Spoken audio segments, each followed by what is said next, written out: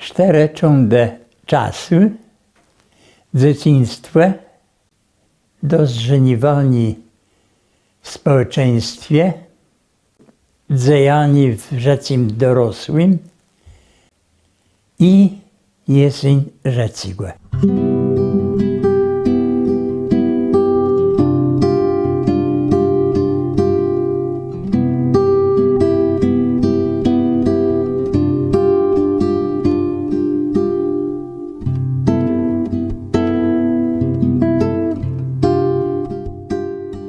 Edmund Kamiński to dla mnie przede wszystkim ojciec, tatk, który mnie nauczył miłości do małej ojczyzny, czyli do Kaszub. Ale dla takiego mieszkańca Kaszub to Edmund Kamiński przede wszystkim dokumentalista, osoba, która w różny sposób dokumentowała wydarzenia ważne, historyczne dla Kaszub, dla miasta Wejherowa, dla powiatu, dla całego środowiska kaszubskiego. No jako chłopak lepszego jakby nie mógłbym mieć.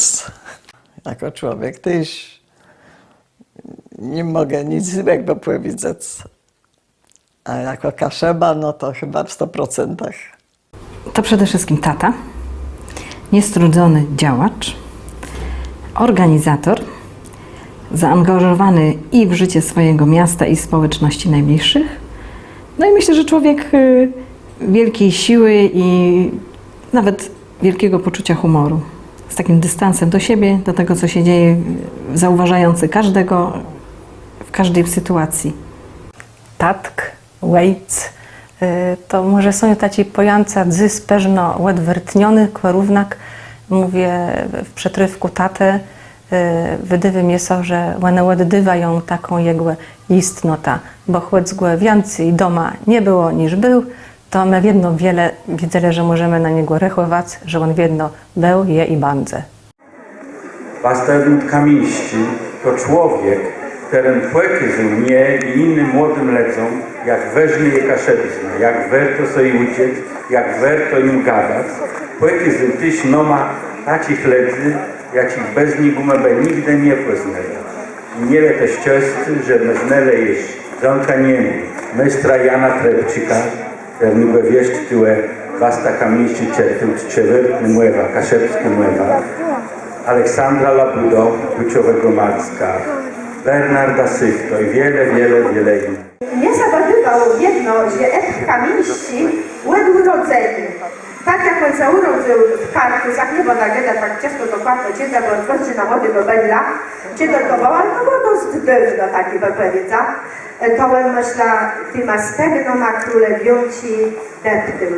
Edmund Kamiński to bardzo zapalony człowiek w wykonywaniu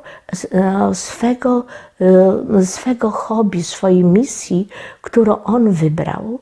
Wybrał właśnie działalność na polu rodzimej kultury Kaszub, gdzie on tutaj z Kartuz pochodzi.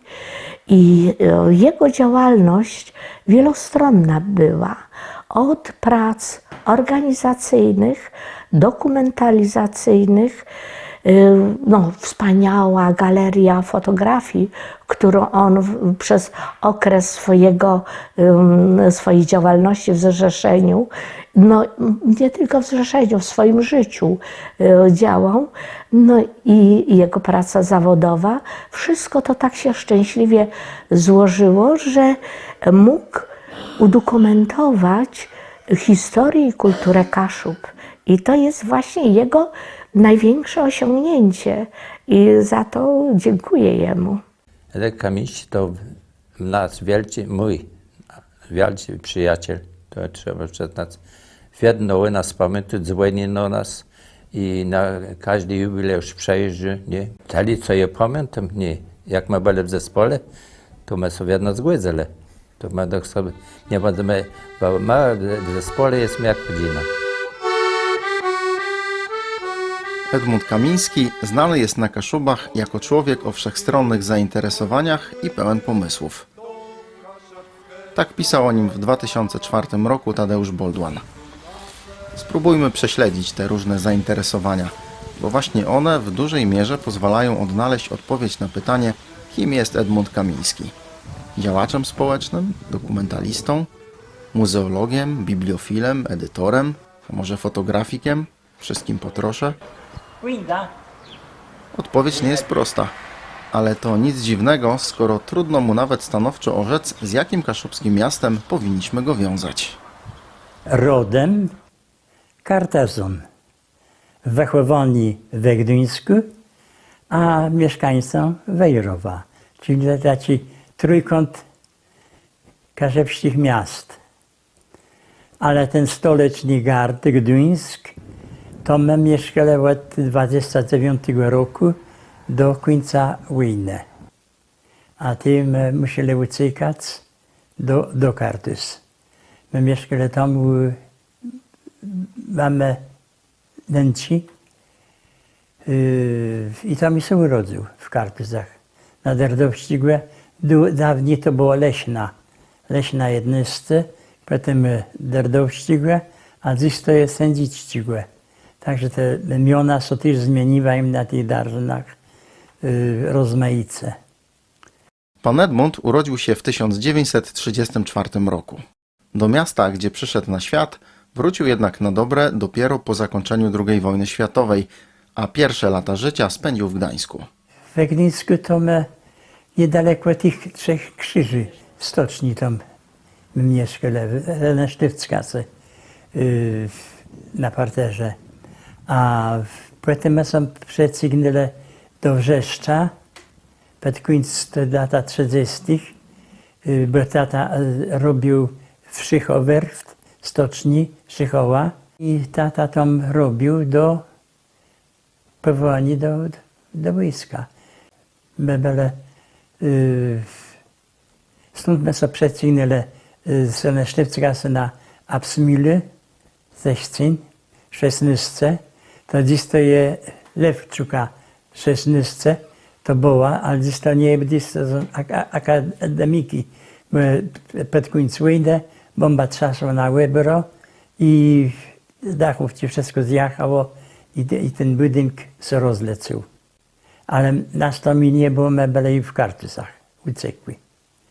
Choć pod koniec wojny my musieli co tydzień na gestapo się zgłaszać, mama z dziecoma, że my jesteśmy na Mylu, a oni nasze adresy w Kartuzach też mieli, nie?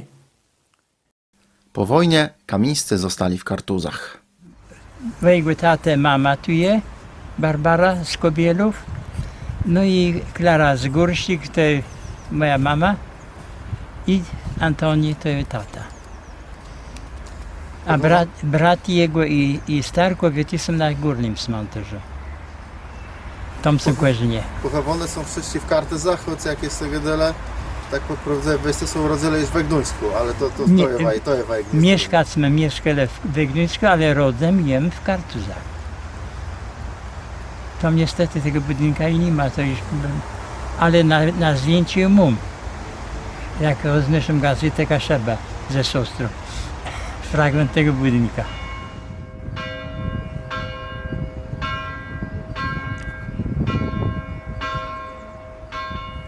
W Kartuzach u młodego Edmunda obudziła się kaszebskie swionda, świadomość tego, że jest Kaszubą.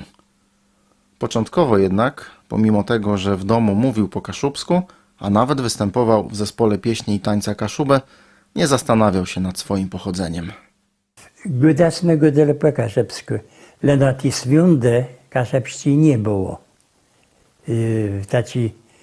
Z tym, że my należeli cała trójka, siostra i brat i ja, do karna śpiewaków Kaszebę, zespół pieśni tańca Kaszuby, nie? Jem wychowankiem tego karna. Z 1949 roku ja należał do nich. I do 61, i zanim już przeszedł do Wejrowa, ale w międzyczasie było wojsko, nie? No, tam świąte, to, że my kaszebsi śpiewali, to było nic poza tym. Żadnej ideologii, żadnego niczego nie było. To był folklorystyczny zespół. Cała rodzina Kamińskich, tam i jego brat i siostra, oni byli wszyscy w zespole. Tak samo jak moje tyś tam, moja cała rodzina była w zespole. Ale Edka ja pamiętam temu, bo on był jako tancerz i my byli wspólnie my tańcowali. Nie my jeździmy po dożynkach i my jeszcze od czasu do czasu wspomagali chór, nie? My śpiewali jeszcze na przykład, nie tylko, że my tańcowali, ale i wspomagali chór. No, a najlepiej to, bo jak my jeździli na dożynki, bo tam my byli cały czas razem, nie? I tam my broili, jak się dało. Ale na stadionie my musieli być jedno skupieni i tak dalej. Bo my jako zespół w tych latach wtedy, na początku, jak jeszcze Edek nie leżył, to my jeździli, my byli jako pierwsi rozsławili Kaszebę właściwie. No, jak was Edmundowi szło to tańcowanie, jak on był tańcerzem? Można gadać prawdę. Jo, no, prawda, to nas było wtedy wiele, bo nas było 30 w zespole, bo wtedy nas było wiele ludzi. No. Edek się zdebył wyróżnił, dlatego on nie tylko zdebył, ale bardzo wyróżnił, bo dlatego on go wzięli do zespołu państwowego, do wojska, jak on się do wojska. Tam swoja kariera dalej, jak to się mówi, promował, nie? No i dzięki jego zdolności to on się dostał tak daleko, to znaczy się, że on reprezentował nasze Kaszebę w wojsku. Ale ta pierwsza szkoła tańca, to rozmiar była do niego... Ta pierwsza szkoła to nas uczyła Bistoniowa, nie? Bo później byli jeszcze inni, był cesarz, był Dobaczyński, ale ta pierwsza szkoła to była Bistoniowa nas uczyła, nie? Przez pierwsze 5 lat ona była jeszcze kierownikiem w zespole, ale i głównie ona nas uczyła tańcować. I z tego sztandaru my się zaczęło kaszebscy dziejonki. Nie, ten tam sztandar jest się w Ungadzie sztandar, tamten. No ale z tego zespołu, nie? No. To są moje korzenie kaszebscy. Jo. I to Jeszcze tej śpiąda nie było u mnie. To je krótci, to je dłudzi, to kaszebska stolica. To są basy, to są skrzepci, to łeznocio Kaszeba. Łeznocio Kaszeba. Basy, skrzepci, krótci, dłudzi, to kaszebska stolica. Muzyczne zainteresowania Edmund Kamiński rozwijał podczas służby wojskowej, występując w zespole pieśni i tańca Pomorskiego Okręgu Wojskowego w Bydgoszczy, gdzie zresztą też czasami wykonywano kaszubskie utwory. Ja byłem tylko skromnym pośrednikiem właśnie w tym, że Edek został przyjęty do zespołu. On musiał jednak zdać egzamin przed komisją w zespole. Mój udział był taki tylko właśnie pośredni, bardzo mały, skromny. W żadnym wypadku nie pomniejsza to jego zdolności artystycznych, które zostały docenione w Bydgoszczy i był w zespole. Ten zespół, o którym jednak muszę powiedzieć, który był współzałożycielem, był też znany dyrygent i chórmistrz Józef Szurka. On był założycielem. Ten zespół prezentował wysoki poziom artystyczny, mianowicie o czym świadczy chociażby fakt, że w repertuarze posiadał on taniec szablami Haczaturiana na chór i balet. Po raz pierwszy wykonane przez właśnie ten zespół pieśni i tańca Pomorskiego Okręgu Wojskowego w Bydgoszczy. No i tańce połowieckie z Borodina. To były takie gwoździe programu. One cieszyły się wielkim uznaniem i publiczności. Był widocznie zdolny, bo został w tym zespole aż do zakończenia, odbywania służby wojskowej 2-letniej. Pochodziliśmy oboje z Kartus. To był pewien awans.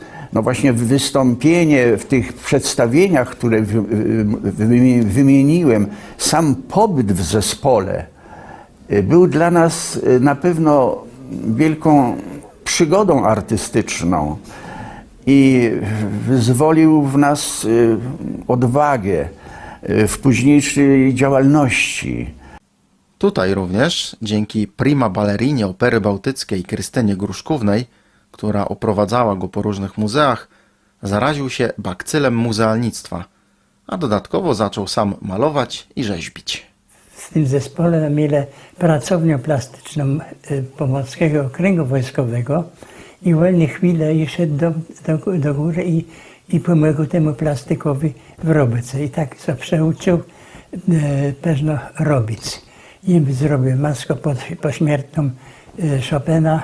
Jeste to robili dla familii, czy też na zarobkę? Nie, tu taci robił w wojsku na zarób, taci chłesem zrobił. I dobrze na tym zarobił i mógł przed gwiazdką do Kartuzwa Słacma detci. Brat ciekł na detci od starszych, a jej ma do wesołu z wojska, bo jej mógł zarobić. A ty jeszcze pocztówci malował, nie? Także był zaradny, mówiąc. Edmund Kamiński malował nie tylko pocztówki. Malarska pasja obudziła się w nim jeszcze przed rozpoczęciem służby wojskowej. Jak wspomina, wykonywał m.in. rysunki na weselne kartki z życzeniami, a Cepelia wykorzystywała niektóre jego projekty, tworząc teczki haftu kaszubskiego. Później malował różne obrazy i różnymi technikami. Przede wszystkim były to pejzaże przedstawiające piękno jego ukochanych Kaszub czy martwa natura. Za swój ulubiony obraz uznaje krajobraz Kartuz.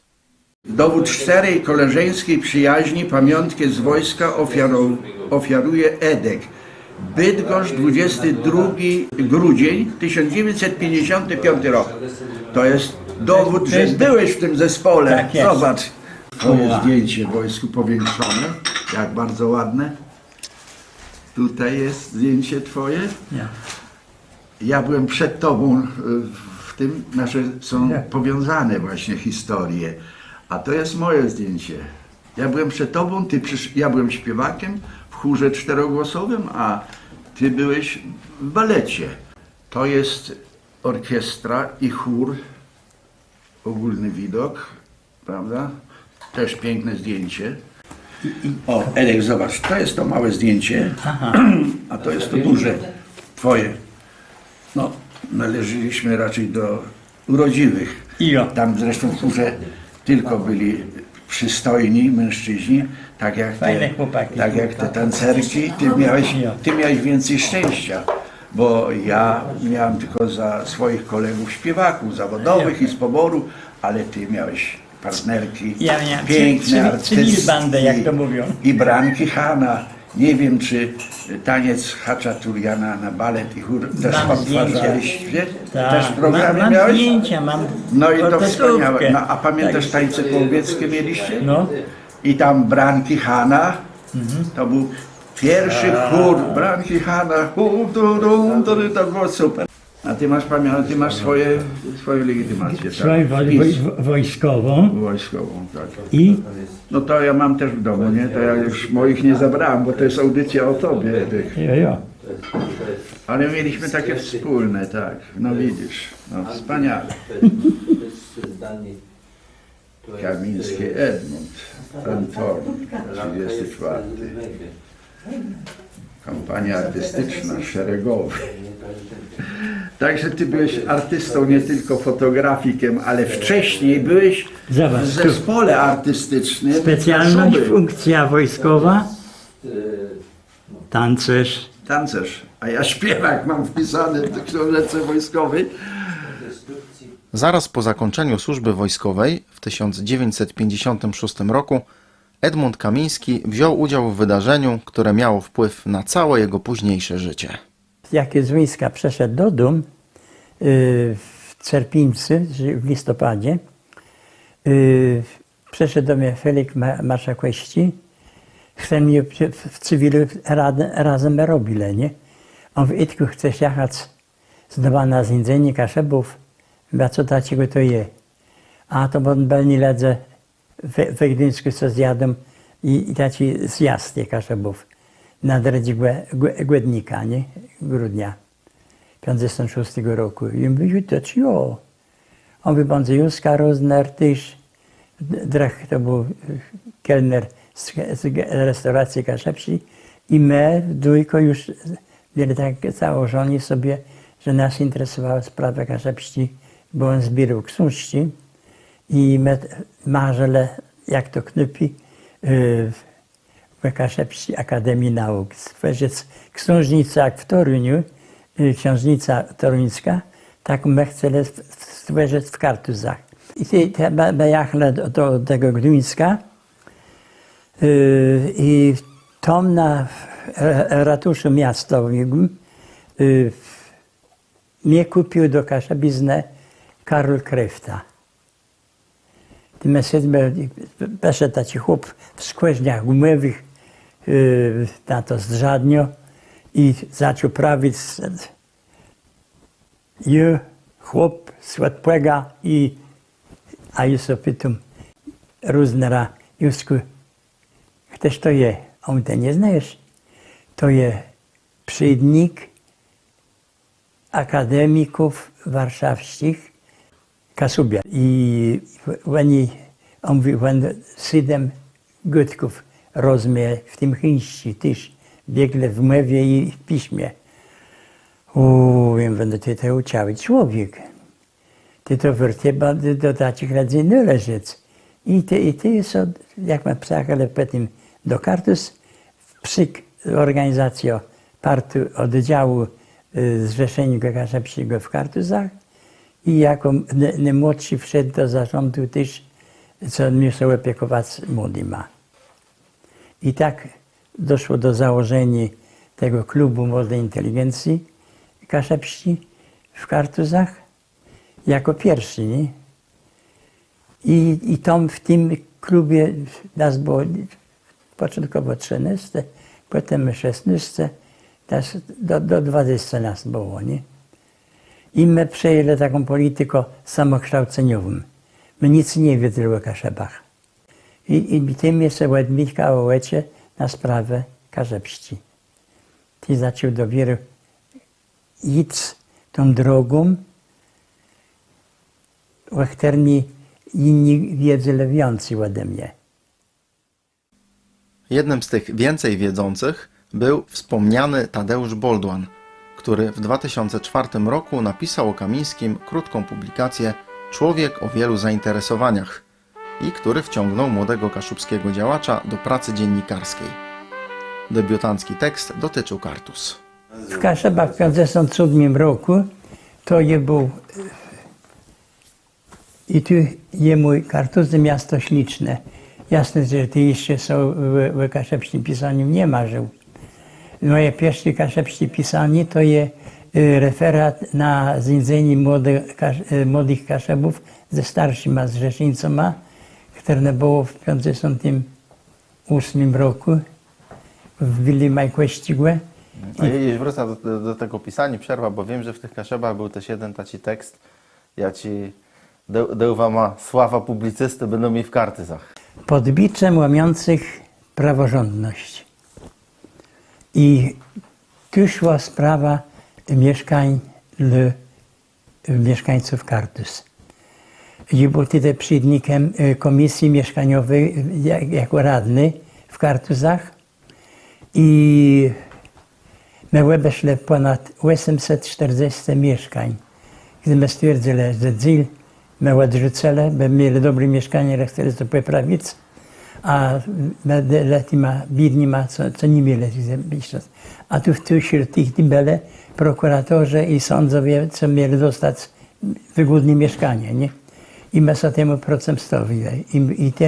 Pamiętam, że ten artykuł kończył słowami tuwima, więc przestańcie udawać lwy, śmieszni ludzie obwieszeni gwiazdami.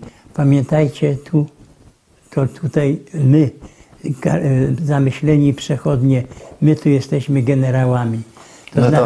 To co musiało widzieć w PRL-owści Polsce. To co widział, bardzo widział i od tego czasu za mną szedł ten, jak to mówię, nieoficjalnie wilczy bilet za mną stał, że mnie wszędzie, gdy wiegle to mnie ścigali.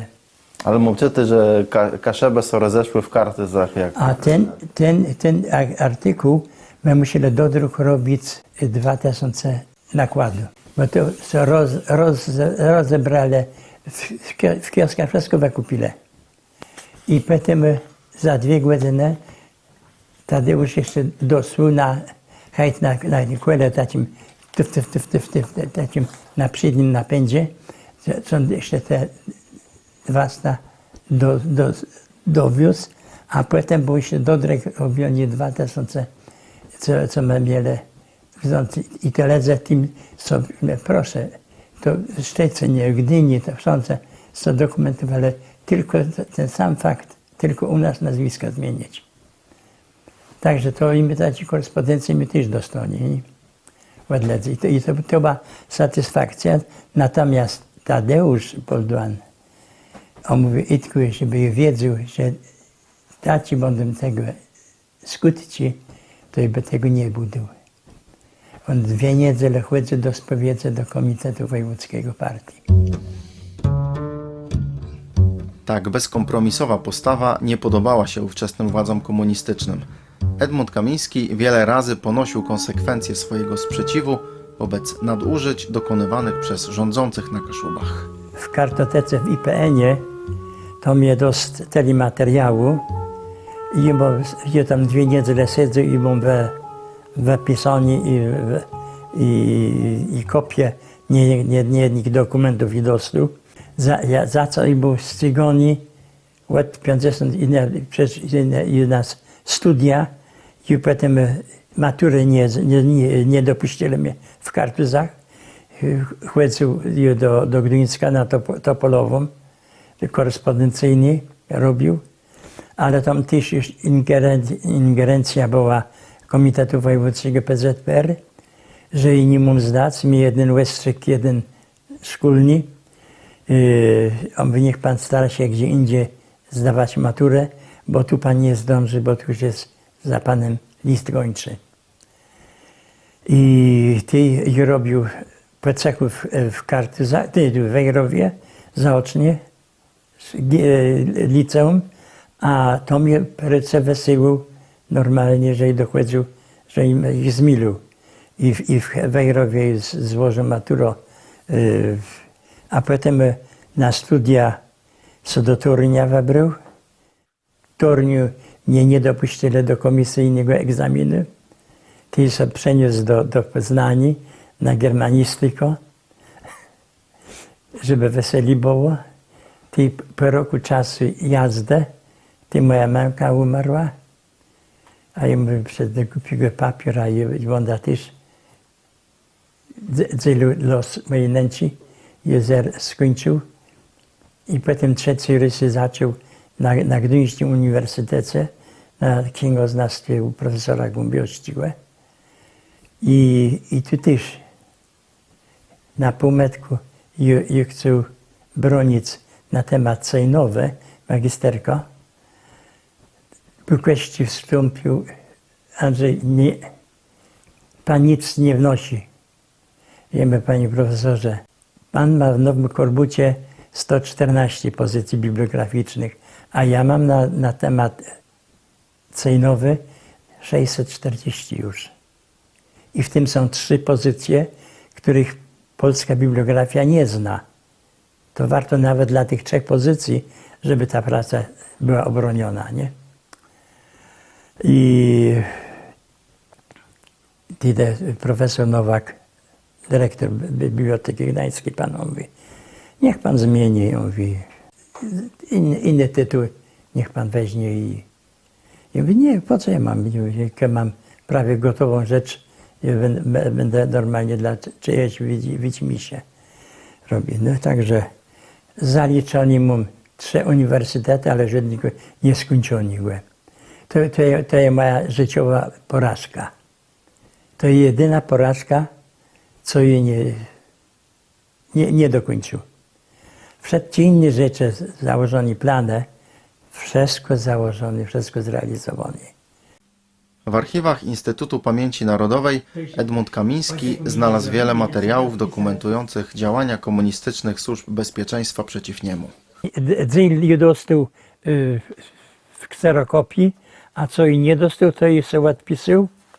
I te materiały są, a jak to co zaczęło, to taci analiza spraw operacyjnych, obserwacji na grupę Kryptonii Pomerania. To było w październiku 1961 roku i tu jest procent Trepczyka, Marszałka Śtigłe, Greca, Damroka Majkłesku, Wojtek Kiedrowski i Kamińści. I tu moje zdjęcie jest z Kaszeb jeszcze wzięte.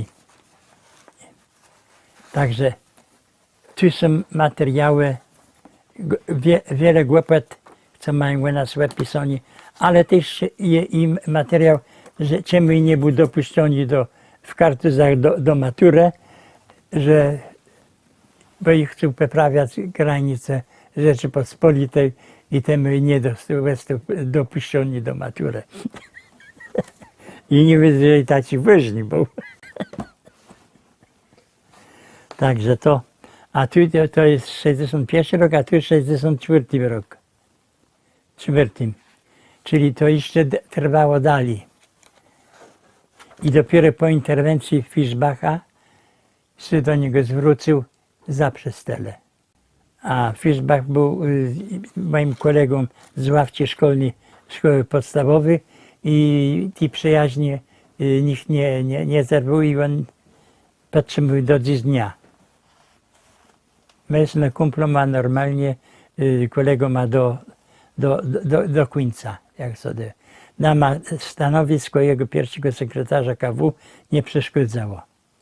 On był wedle sobą wobec mnie i wobec niego też.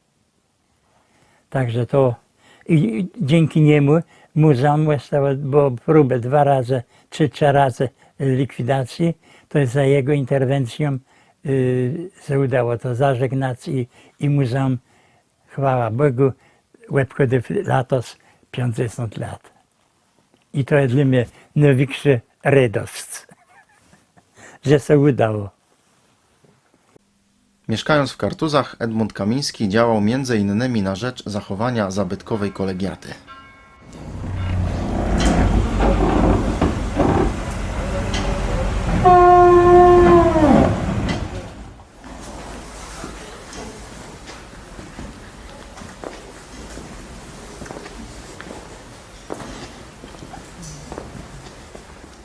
Cieszy to, że ten był też i stoi, bo i pamiętam w 1957 roku był w takim stanie, że palcem mu dotknął, to palec był we środku, dlatego trzyma polichromia, to złocenie cały. A napisał wtedy odezwę taką do władz Gdyńska i do ministerstwa i na tej podstawie dostał 250 stacji parafia dostała na konserwację. I on był poetą w 1958 roku chyba w Pierzynach do Torunia, do pracowni konserwatorskiej w Toruniu zawiózł i w ten sposób cieszy, że on do dziś dnia stoi.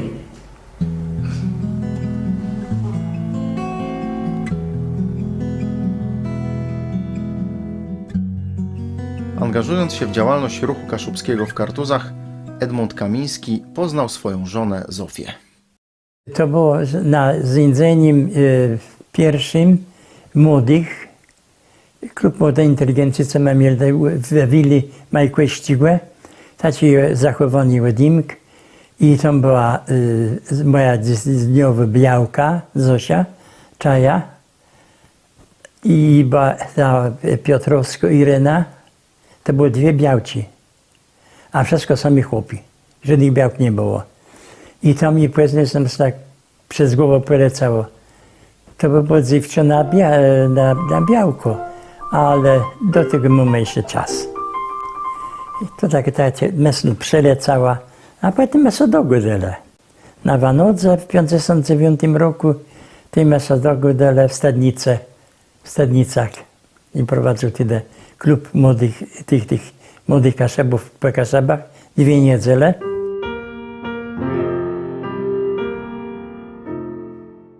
I tam są płynęli tak białcy. No i tutaj zaszła korespondencja, Wejherowo, Poznań, Kartuzy, Poznań. I tak na Wanodze my sobie dali słowo, że tak powiem.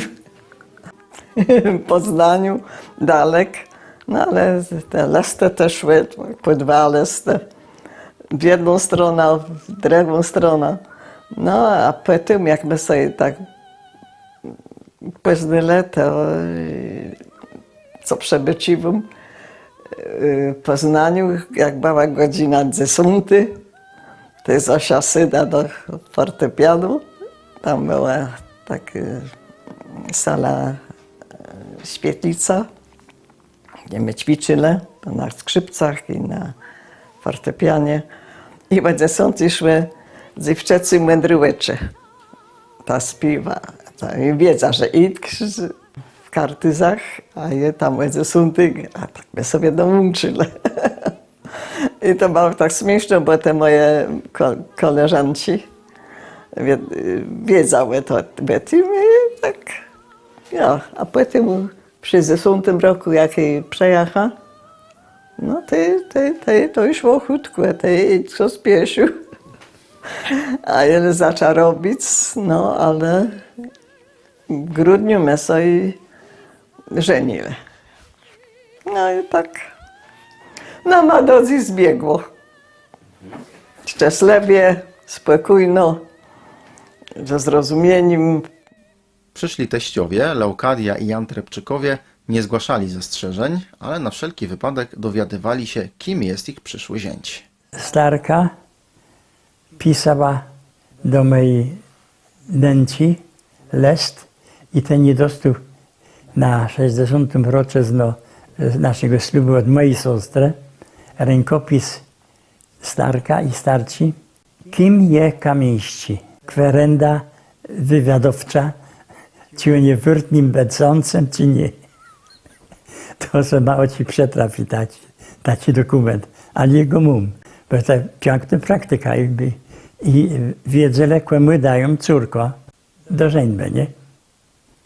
Stark, Jan Trepczyk, okazał się niezwykle ważną postacią dla Edmunda Kamińskiego. Sam będąc kaszubskim poetą, kompozytorem, miłośnikiem języka i kultury, mocno oddziaływał na swego zięcia i wpajał mu do głowy i serca miłość do Kaszubszczyzny. Dalszy związda w Kaszebiznie to im jemu zawdzięczać. On mnie uświadomił, co i jak. On był z tego Starka mocno dość zapatrzony, że czasem nawet kamy jako dzieci są tak zastanawiały, mówię, czy chcesz jeszcze gdzie indziej najdź są taci przetrywk senowcach, teren by był tak w swoim testu zakłychony, jak tata w Starku i to taci dla nas było po prostu osoblewy, ale równak oni razem greletisz do tej jednej brumę i do jednej, jakby mieli ten wspólny cel, a białci im w tym jedno dopomagały. A wracając do życia osobistego, kwerenda teściów wypadła chyba nieźle, bo państwo Zofia i Edmund Kamińscy wzięli ślub w 1960 roku. No i tak jest do dziś dnia. 57 lat minęło. Ciążę tego wszystkiego ze mną dzielała moja białka. Bo jej był większym dzielu poza bytem, aniżeli doma. I wiele jest, cały sztypel delegacji niezrealizowanych, bo mu za nimi adetków, że człowiek za swoje dzieci jeździł i zabezpieczył zbiory i przewoził, żeby było w tym muzeum. I białka, ząbki jabłek, że imię tak prawą białko, że ona ze mną wytrzymała. A nie było to takie łatwe, bo pan Edmund często całkowicie poświęcał się pracy i Kaszubszczyźnie. Mama biedno chce, żeby córka była bliżej mamy. I całe rzeczy z mamą lebała, także my też tak chce. No i myśmy starili mieszkanie, ale i po tym rzekł, że my sobie chodziwe budujemy, jak dostaniemy mieszkanie. W 1960 roku Edmund Kamiński przeprowadził się do Wejherowa, chociaż znajomi ostrzegali go, że w tym mieście nie uda mu się ułożyć życia. Jenimy tu Wejherowie roboty dostać. Szczęsny Bernard, Westrzyk Trepczyka, niech idź siedzi w kartuzach, bo tu je polecenie partii, że on tu nie mógł dostać roboty. I nikt nie wiedział, że je w ramach przenosin samopomocy chłopskiej przeniósł się do RZG, Rejonowy Związek Gminnych Spółdzielni w Wejrowie, a tu był głównym księgowym mój kolega ze Seleczena, księgowy. On w itku tam jest z nieba spyt i brakuje instruktora księgowości. Im to w ramach przenosin, że zachowia ciągłość 13 lat w pionie CRS i przyda normalnie do Waj. I tak też było. I my zamieszkali na Bykłewi. 9. 4 familie na jednym mieszkaniu. To nie było letkie. Od 1962 roku rodzina Kamińskich zaczęła trwającą 5 lat budowę nowego domu, który miał stać się ich rodzinnym gniazdem aż do dnia dzisiejszego. Do tego wejherowskiego domu często przyjeżdżali kaszubscy literaci i działacze. U Starka bywali goście, pan Felix Marszałkowski, pan Aleksander Labuda. Tych ludzi się pamiętało jako zwykłych gości w domu i to nie była dla nas żadna niezwykła sytuacja. Oni po prostu byli. Każdy z nas miał od małego swoją własną tak zwaną kaszubską biblioteczkę, w której tata nas skrupulatnie zaopatrywał w ukazujące się kolejne wydawnictwa kaszubskie. Mieliśmy swoje ekslibrisy wykonane przez Andrzeja Arendta i każdy tak tej swojej biblioteczki pilnował i to był taki zbiór, takie kompendium chyba wiedzy i w ogóle o kulturze i to jest, to zostało. Myślę, że to było takie łeglowo-familijny, nie chcę rzec indoktrynacji, ale nie, to był duch poprywdze hecze, w którym tak wiele spraw jakby krącało się wokół tej kaszebizny, że człowiek chcąc, nie chcąc nawet wchodził w całą tą temę, poznawał ledzy. Ten dom, ta hecz była jedną heczą łatemką i tutaj całe wieldzie rydzi, przyjemnych dzejarzy, rozmaitych sztudirów, badirów przewijało się przez hecz, a my tak jakby nie chcący tym na Mikele, tak rzeka. I stąd myślę, że to, co inni mogą to postrzegać, tak jak jem rzekła w charakterze, bo to taci było nacierowany, ukierunkowany, możemy jako dzieci to też tak pewno i postrzegale. To jednak w późniejszym czasu to taci familijny, płeczecy, taci misji, w jakim dzielu to niechcący udzielało się ma przed tym. I myślę, że większy dziel tych naszych przyjemnych wyborów też jest związany z tym, co my widzieli jako dzieci.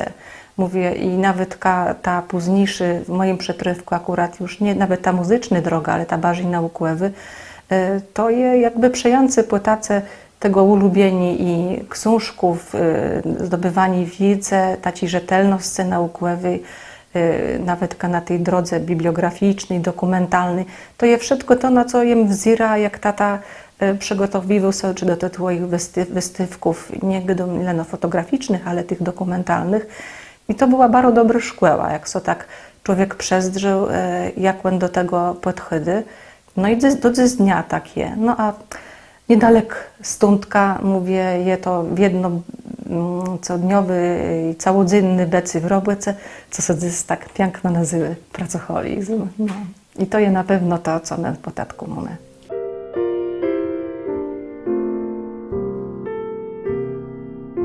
Tatką był dobrym, bardzo dobrym, rzeka. Od samego początku, jak wzieram na te zdjęcia, bo i tego pamiętać nie mogę, to widać było, że to była wielka radość z tych dzieci, co było doma, że to było wielkie też ulubieni familie swoich najbliższych i wielkie stara wiedno to, żeby im było dobrze. I to my z tą świątą łestele też wychowane, bo to jest wielkie młec, jak ci staci familii płynie.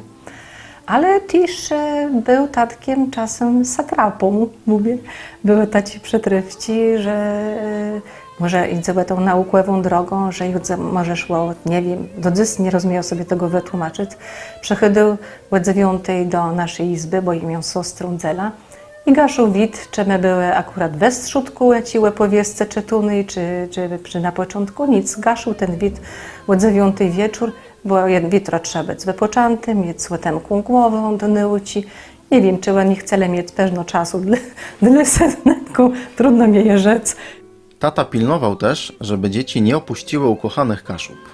Jak był ten czas, mówię, jak miałem z siostrą, tych czylny scenat, jak tu zaczynali się pojawiać pierwsi tacy, no nie chcę rzec w rejerze, ale tacy zainteresowani rzeka naszym towarzystwem, to tych, którzy nie byli spoza pomierści, no można rzec, że od razu byli na straconej pozycji.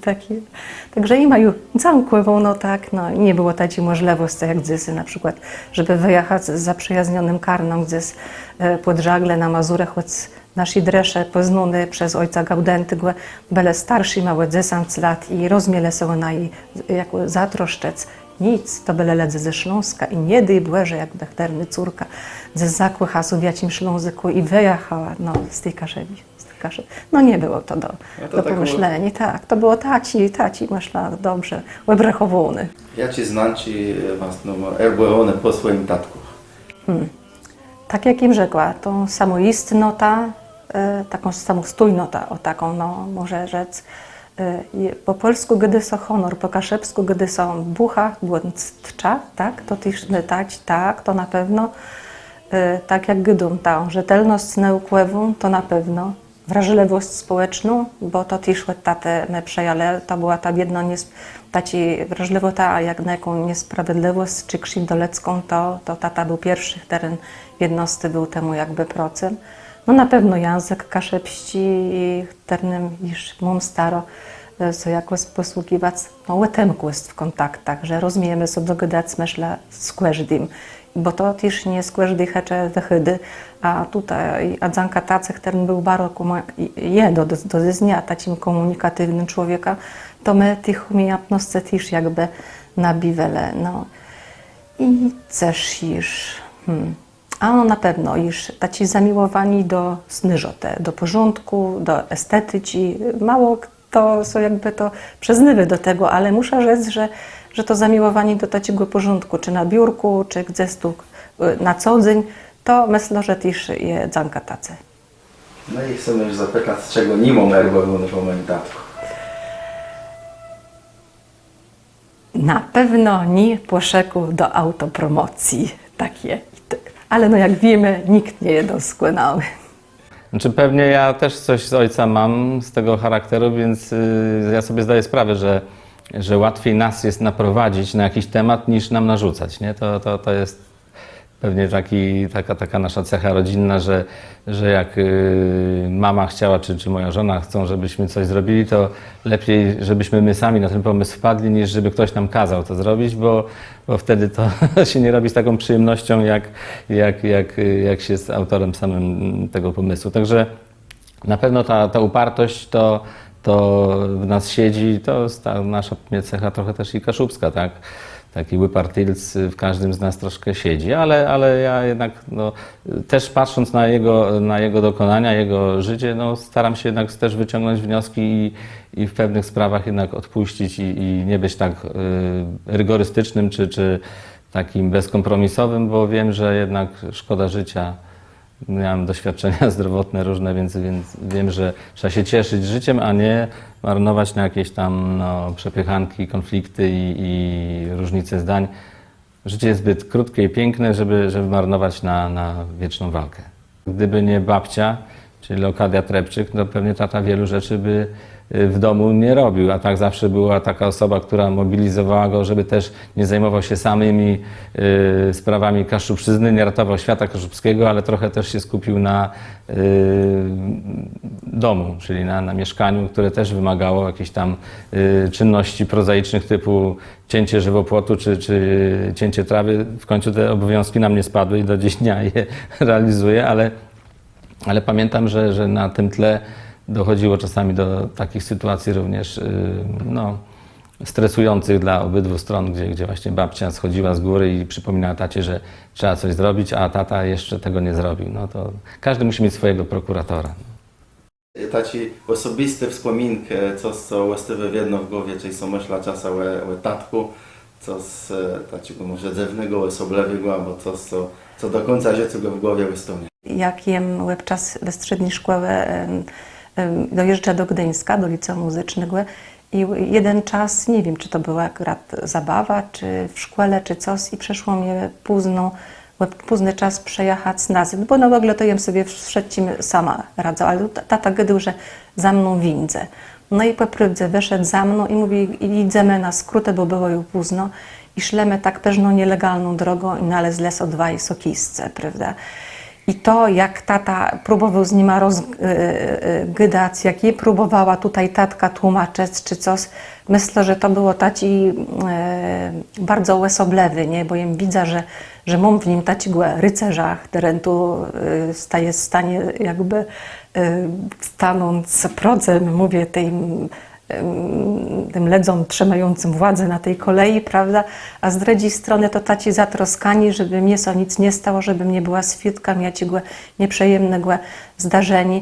Także mówię, z jednej strony pewno satrapy, z drugiej strony pewno rycerza. No ale tak biera rola prędzewego tatka. Ja akurat miałem to szczęście, że jako najmłodszy z rodzeństwa byłem troszkę bardziej może chroniony. Jak nawet starsze siostry coś zbroiły, to ja stałem z boku i że tak powiem, no, mnie ta kara omijała.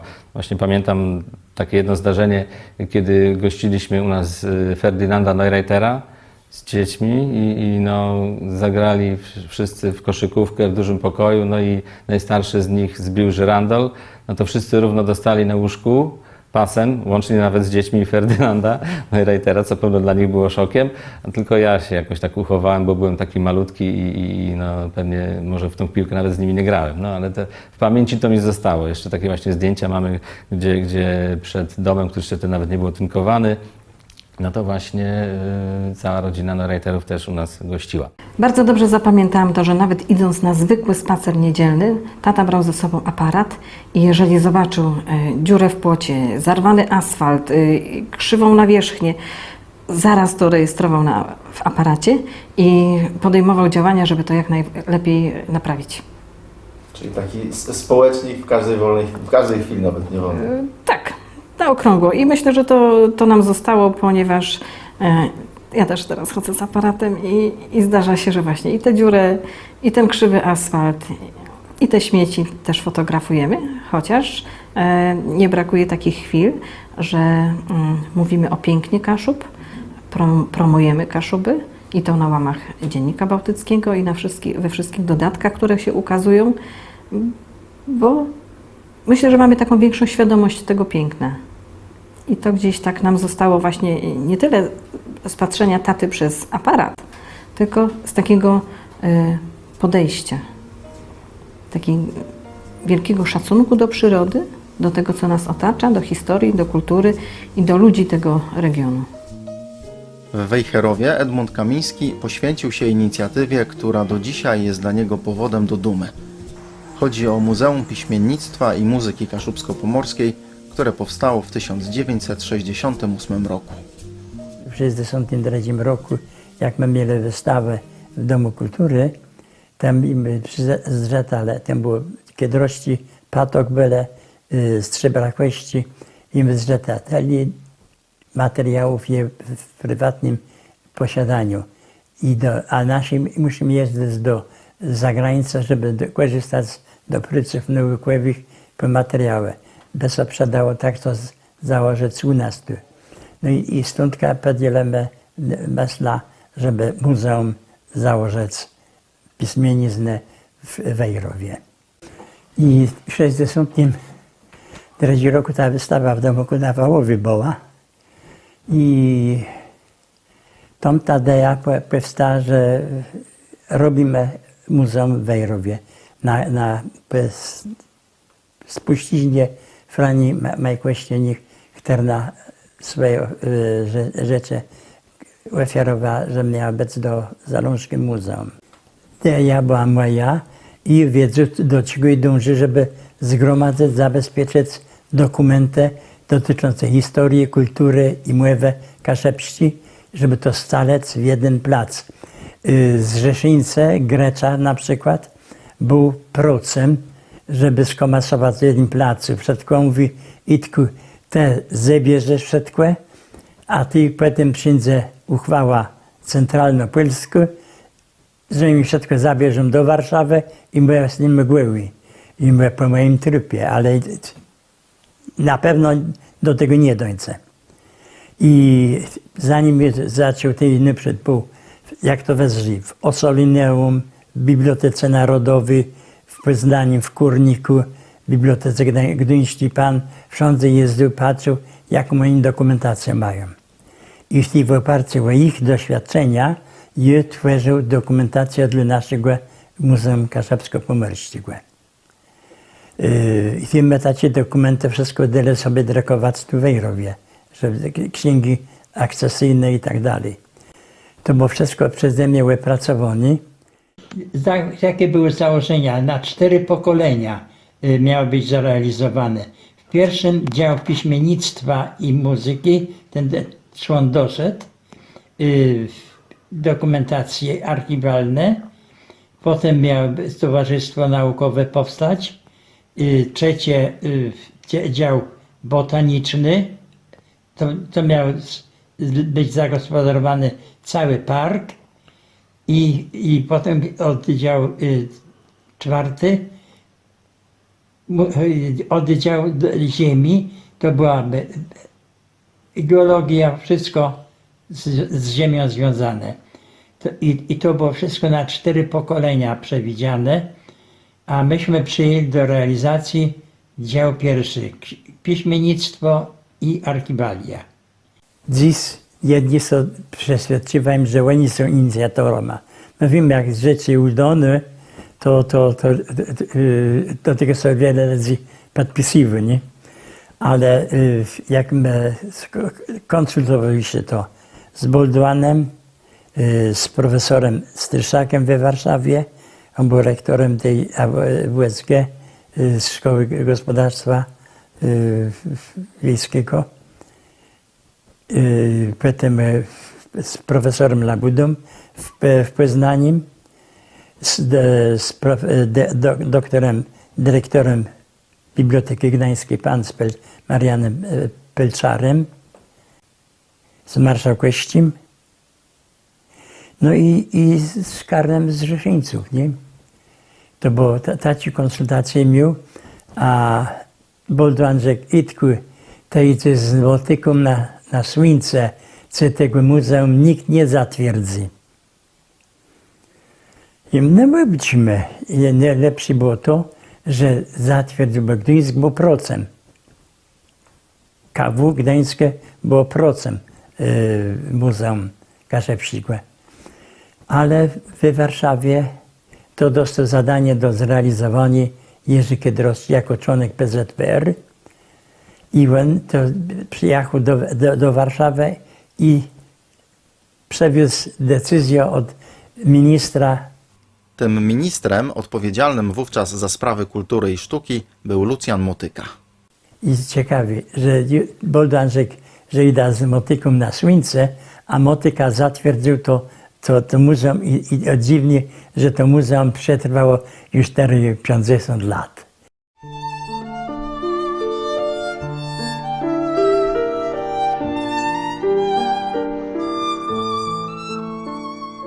Edmund Kamiński pracował w tej placówce przez 25 lat, aż do przejścia na emeryturę. Prowadził dział zbiorów specjalnych, a 13 lat był nieetatowym zastępcą dyrektora. Jak pisał Tadeusz Boldwan, tej niezmiernie ważnej placówce poświęcił się bez reszty.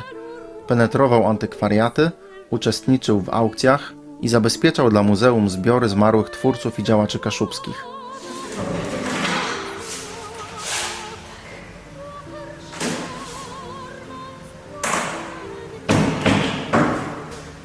Wiele wartościowych zbiorów, szczególnie rękopiśmiennych, muzeum właśnie Kamińskiemu zawdzięcza. Pierwsza była Sienkiewicza, druga była Sobieskiego i trzecia była Wałowa, a czwarta jest tamta. Pałackie jesteśmy. Warto też zaznaczyć, że to on był inicjatorem umiejscowienia placówki w Pałacu Przebędowskich, gdzie znajduje się ona do dzisiaj. I gdyby nie to człowieka działanie, Mówili, że ja szedłem z motyką na słońce. A to słońce dzisiaj świeci w pełnej krasie.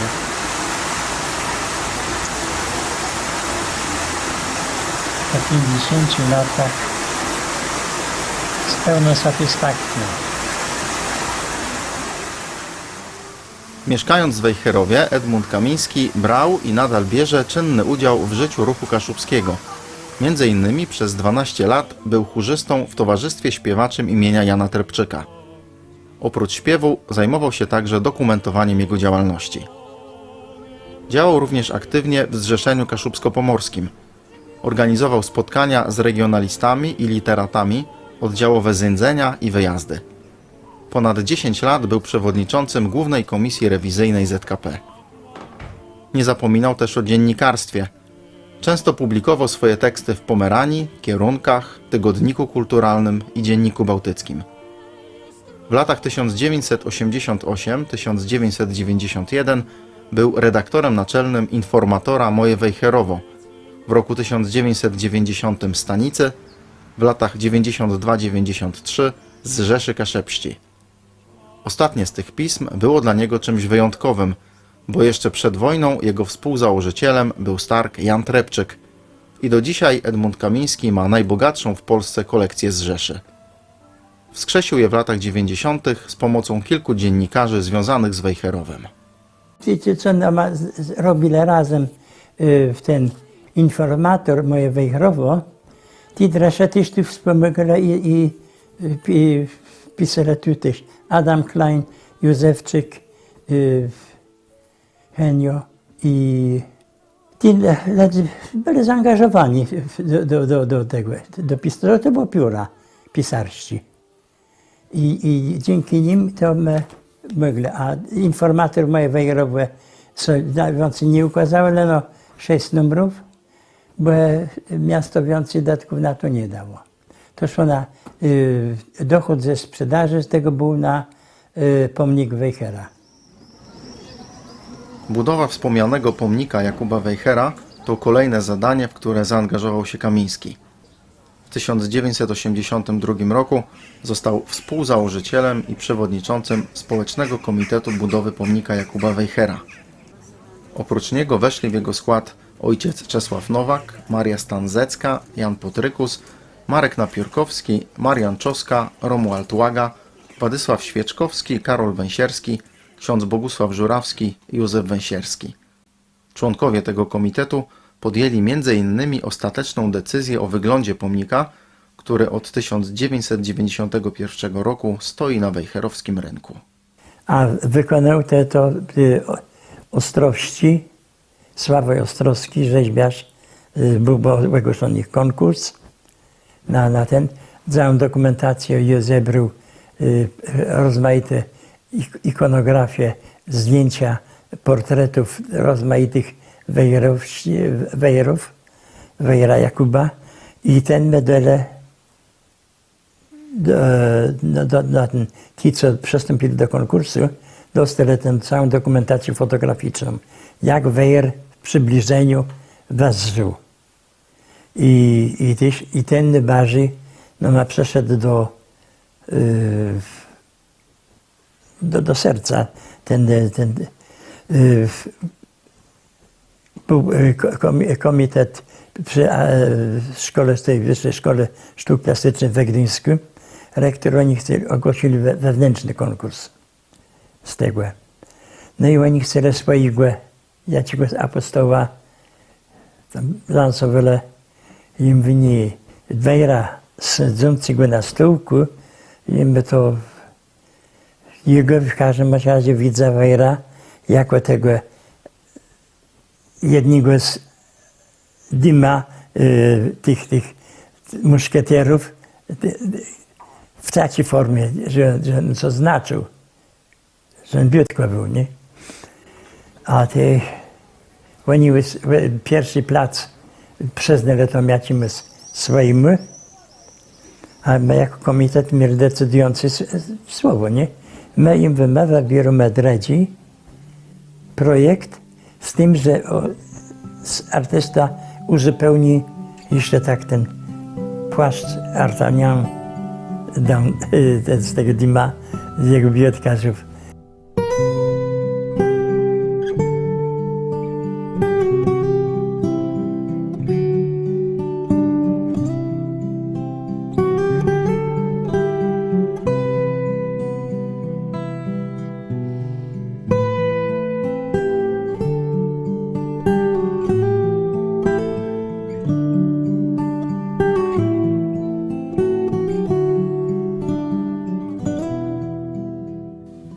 Pasje Edmunda Kamińskiego wykraczają poza działalność społeczną i muzealną.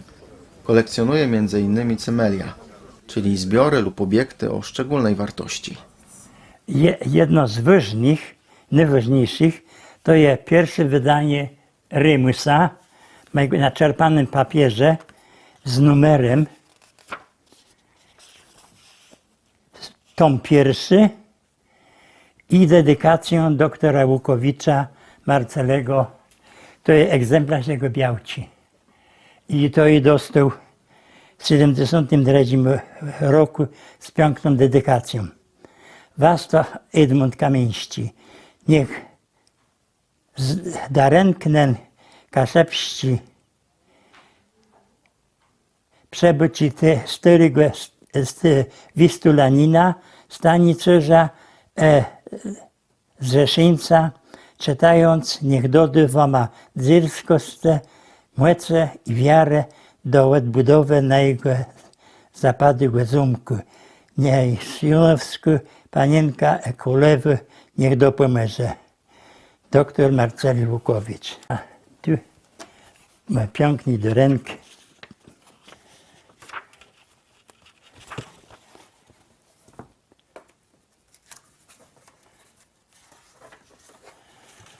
Weselna gotka od Kolipcia aż do Wołtysza na pamiątkę ślubu Wojciecha starosta Gniewściga ze sztełtną panną Heleną, teraz starostową od jego toruńskich drechów w Toruniu 3 sierpnia 26 roku. I to od Feliksa Marszałkowskiego z dedykacją jego wiersza ma na nasz ślub 28 grudnia 1960 roku. Piękne rzeczy. I to jest biały kruk, tego nikt nie ma. Edmund Kamiński jest też bibliofilem. Przez wiele lat należał do Towarzystwa Bibliofilów imienia Joachima Lelewela w Toruniu, Polskiego Towarzystwa Nautologicznego w Gdyni, Towarzystwa Przyjaciół Książki w Gdańsku i Towarzystwa Przyjaciół Biblioteki Gdańskiej Polskiej Akademii Nauk. Jana Pipci i Leona Ropla, nasze strony. To była pierwsza moja kaszebska książka. Potem sędzić jestem Kaszubą i tak zaczął zbierać, ale jeszcze był bez tej wialdzistwiąde kaszebści. To jeszcze było wszystko taci serowi, pasja, poznanie swoich. I to było takim podłożem do zbieractwa książków. Jakie są najbardziej wertne zabytki, te książki oglowo, jakie wam się udało zebrać? No przede wszystkim pierwsze wydania Rymusa, Karnościgłe. No wszystkich tych kaszebskich pisarzy mam staro, jedno, z momentem jak założył muzeum, to pierwszeństwo wiadomo było egzemplarz kupiony dla muzeum, a potem jak to trafiał od Redzi, to i kupił dla się. Zabezpieczenie w Redzim jest jakby coś to stało, że to jest zabezpieczone w innym placu. I ten pochodzi z sejfu Kaiserlingów. Oryginał. I dzięki temu teraz muzeum wydało miasto oryginalne. Starsi to są starodruki. Są reprinte, na przykład Krofeja, Mostnika, Pontanusa, ten Mostnik Pontanus, nie? Potem Syrenius, który jest w muzeum i potem na tej podstawie reprint jest robiony w Adonii, a i egzemplarz skórowy prawie, on jest to bibliofilski egzemplarz.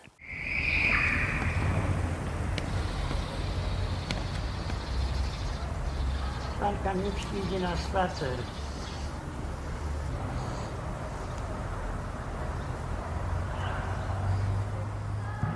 Lubię w ogrodzie przebywać i spacerować tu w ogrodzie, to jest moja rehabilitacja chodzenia i lubię na te kwiatki spoglądać, tam są różyczki, są tutaj te kaszubskie,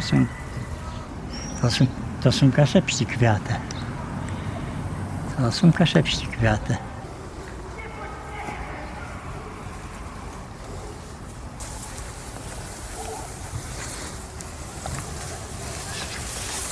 Amber, hej! I kaszepści jabłka też, i kraści też, grauci. I winogrona też. Winogrona to jest specjalizacja.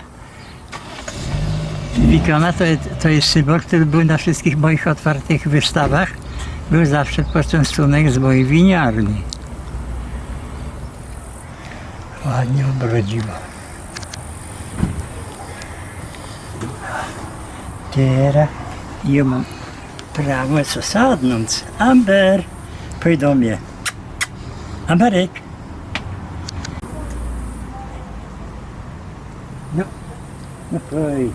No pójdź tu. Myślę, że ktoś pamięta, kiedy przejmie. Bo ja robiłem przeważnie te wina swojskie na wernisaże moje.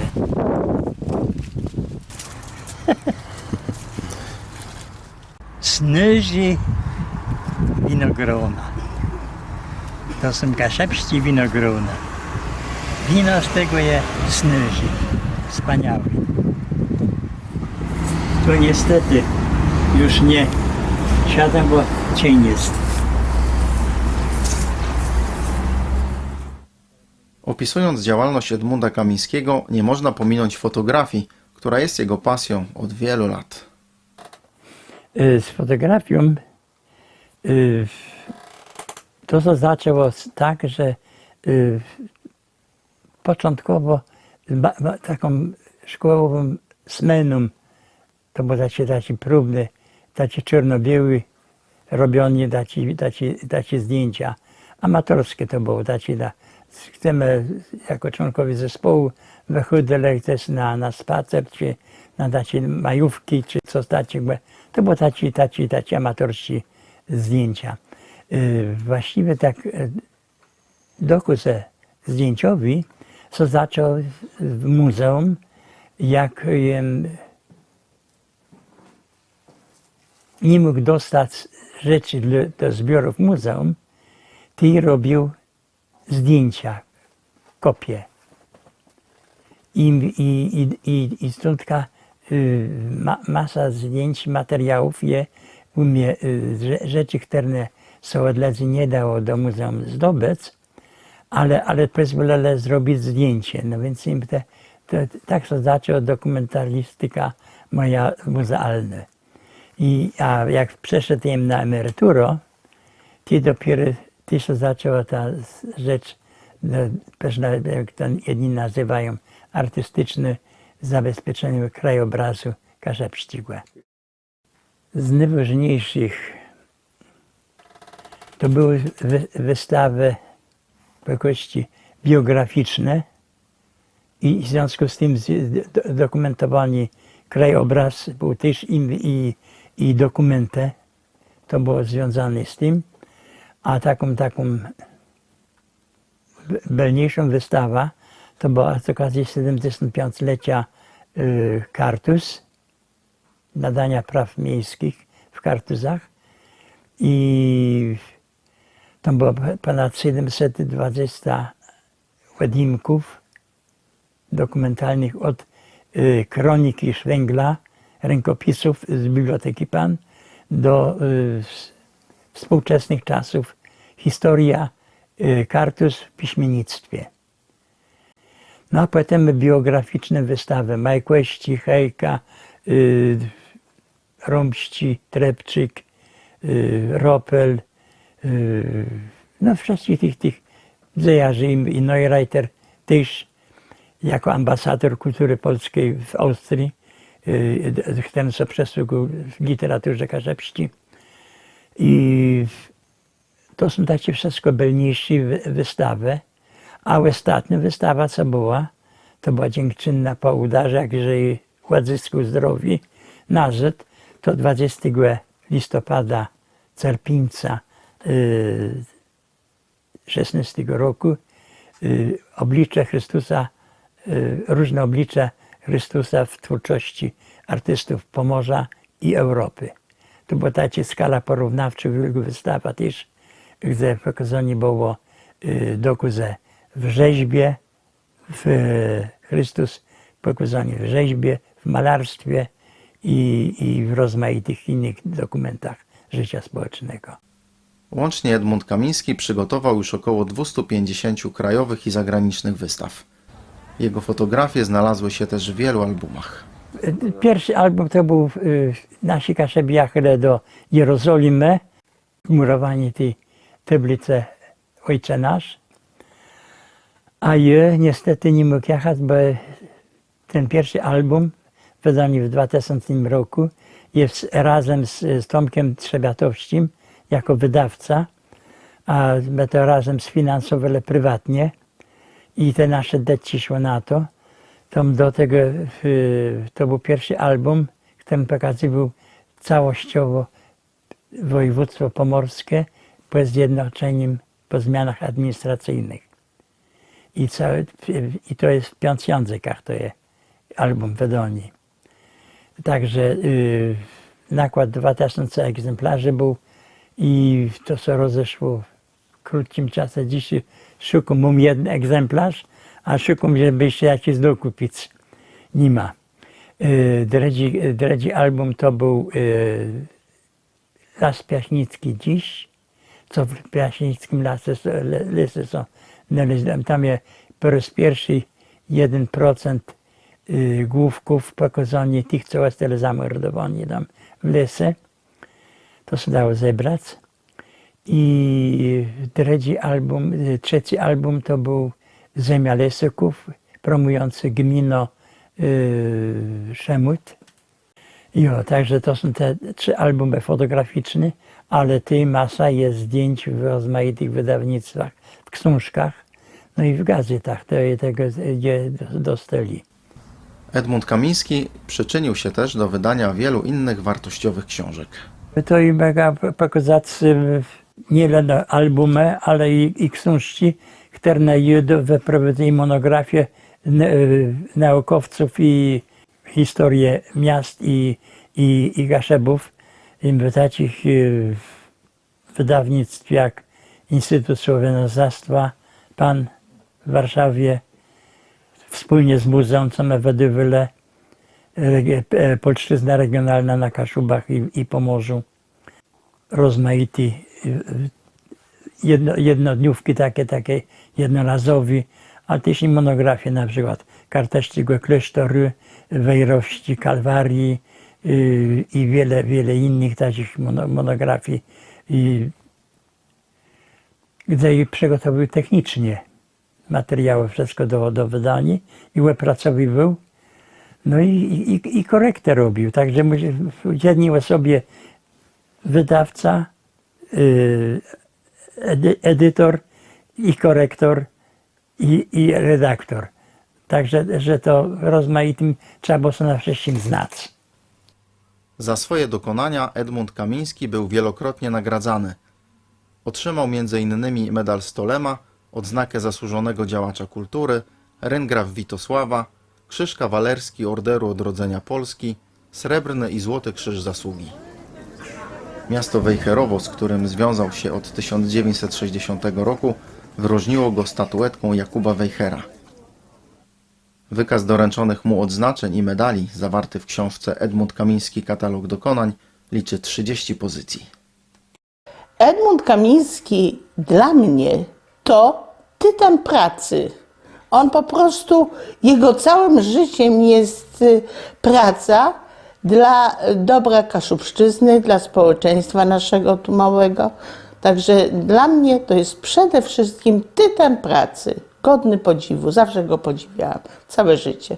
Cieszę się, że mam za przyjaciela Edka, że mieliśmy zawsze ten kontakt, chociaż jego przenosiny do Wejherowa zerwały tą bezpośrednią łączność, ale każde nasze spotkanie kolejne, czy w Kościerzynie, w czasie targów książki kaszubsko-pomorskich, spotykaliśmy się. Edek uczestniczył w moich promocjach, także miałem go i mam za dobrego przyjaciela. I chciałbym mu podziękować serdecznie za tą przyjaźń z jego strony, którą sobie bardzo cenię. Czym co belno, Edku.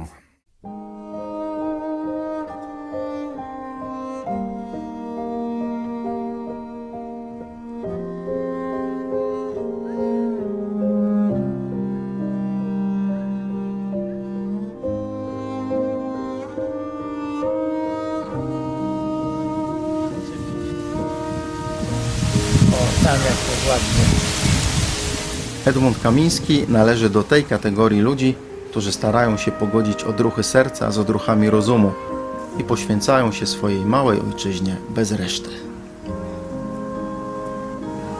Gdybym przypadł jeszcze raz, bym nie tylko raz, ale i kilkadziesiąt razy bym to samo powtórzył. Także to jest... Co w sercu leży, to się nie da wyplenić.